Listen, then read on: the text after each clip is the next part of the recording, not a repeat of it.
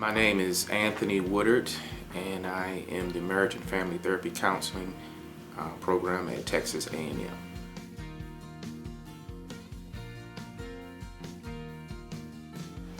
A collaborative therapist,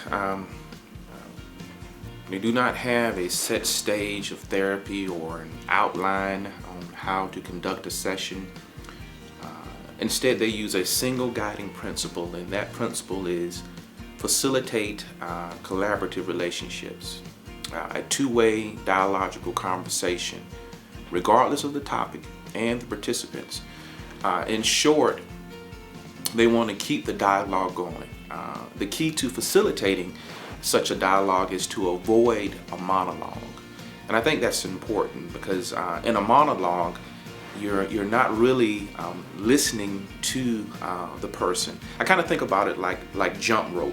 You know, have you ever seen somebody jump roping or they're trying to jump rope? What they're doing is they're waiting for that timing so that they can get in and start to jump rope. In other words, they're not really focusing on anything else. And when you have that monologue conversation, you're just waiting for a pause. You're waiting for that other person to stop talking. And in the process, all you're really doing is waiting long enough to plan your next defense. It's almost like the first person that breathes is declared the listener, and then the first person that pauses is declared the listener. And so when you're in that monologue, there's no process happening. There's no process of change through language. And so what I like to do is use the acronym WAIT, W-A-I-T. And that stands for why am I talking? And so I'm very careful that when I'm in a session with the client, that I'm not talking too much, that I'm giving opportunity for that listening, to hear what the client is saying, to try to understand their experience, and then respond. And so if I find myself talking a lot, I'll actually ask myself, why am I talking now? Am I talking to defend or to give an opinion?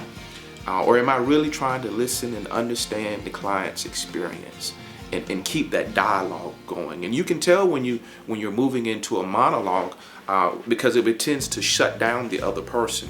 It you find yourself in a position where you're trying to convince someone. If you feel like you're trying to defend or convince someone, and more often than not, you've moved into a monologue as opposed to a dialogue with the client. And so I think that's very important in collaborative therapy, that we keep the dialogue going, that it's very natural, it's very conversational, and the ultimate goal is to have the client find new meaning for their problem through language, through our conversation, through this natural process of just being with someone, just talking to them, getting them to express their feelings, and the ultimate goal for the client, for the therapist, is to really try to understand that client's experience from their perspective. And so you're going to ask those questions, and you're going to ask things that will draw that out from the client.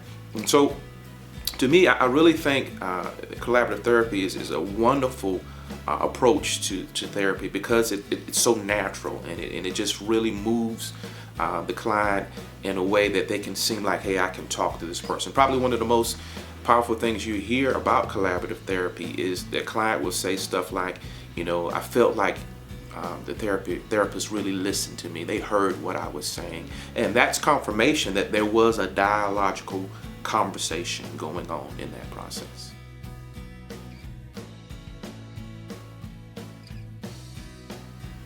I think one of the most common misconceptions about collaborative therapy is the idea of the client is the expert. Although sometimes misunderstood, that it means that the therapist has no opinion on the actual session and has no role in the therapeutic process. The concept of the client is the expert actually means that the therapist's attention is focused sincerely on valuing the client, valuing their thoughts, valuing their ideas and their opinions. And so you don't just sit in a session and actually have no thoughts on the session or any input, but you're just focusing on what the client is saying and what the client is trying to express to you in their story.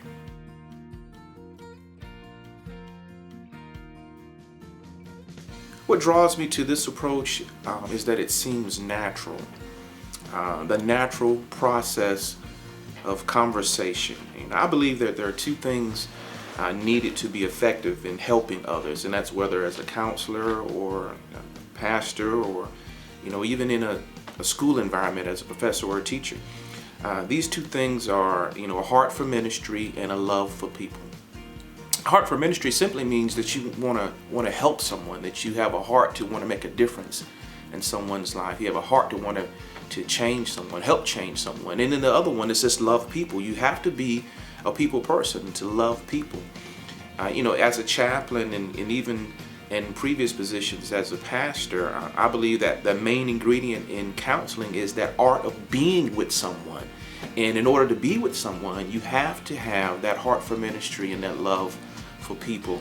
And collaborative therapy actually focuses on that. It focuses on being with people, listening to them, having a conversation with them. It's this natural approach that actually facilitates and encourages those two things of that heart for ministry and that love for people. When the therapist listens, they hears and speaks in a natural, down-to-earth way that's more congruent with the client's language. And so I think that's what really draws me to it. It's just a natural approach, and it's something natural for me to do, that I just naturally want to engage with a client and have a down-to-earth conversation with them. And so collaborative therapy for me just kind of makes sense.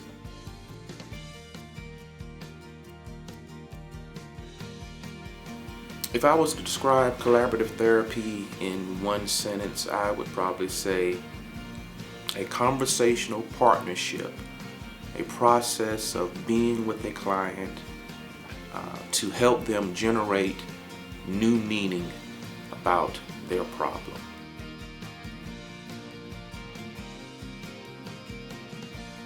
Yes, I had a couple come in, Lisa and John, and they were coming in. Their presenting problem was they were just arguing all the time. They felt like communication was off with this couple, and so I really just wanted to create a dialogue with them, to get them to talk to me about what is that like for them. And I think that's what's so important about collaborative therapy is I just don't assume that I'm the expert, because of course I've had a lot of clients come to me about communication before, and so the position I did not want to get in was, okay, I already know the answer. This is what you need to do if you're having communication problems. If you're having effective communication is your issue, I've got the answer. But rather I took the position of really wanting to understand what that experience was like for them. And so I just began to ask questions surrounding that. For example, I said, well, I would ask both of them, but I might point to John and go, well, John, tell me, how does that feel when you guys are, in a bad argument? Tell me what's going on. Tell me what does that do to you? And I would turn and ask Lisa the same thing, and then I would say, how has this affected your relationship? Tell me, how does it make you feel about you guys now? And in other words, I'm really trying to get to the experience of what they're going through, to the experience of how they're feeling. And so as we move through that, I'm trying to get them to look at this problem, as the problem itself and not so much them, and get them to understand that there are other ways, and hopefully they can begin to reframe this problem through our language and our conversation. And what was interesting about it is, as they began to talk about it and talk about it and talk about it and start to see it in a different light, they started to see, hey, you know what, we do have some things that we're doing good in our relationship. Because what I was trying to do is just get them to just talk about it. And I asked them about their marriage, how did they meet, and all these other things. And even their body language began to change in this whole session. And it was just really more conversational. I think the biggest thing for them is they really had no one to talk to, no one to really come to and just say, this is how we feel, this is what's going on. And I gave them that opportunity to open up, to talk, to express their feelings, to be heard. I think probably, I would say all of us at some point in our life just want to be heard, to be understood. And when I gave them that opportunity, and through our conversation, it really began to look at the problem from a different perspective. And we began to look at different options and how you can communicate. And then I started sharing with them some suggestions about effective communication. And we talked about that, and how that would look in their relationship. And so it really proved to be a really interesting session. And the thing that really surprised me, it was so natural, this conversation, that you actually start to wonder, what did I do? How did I help them? And really, the biggest thing that they were saying to me was, thank you for listening.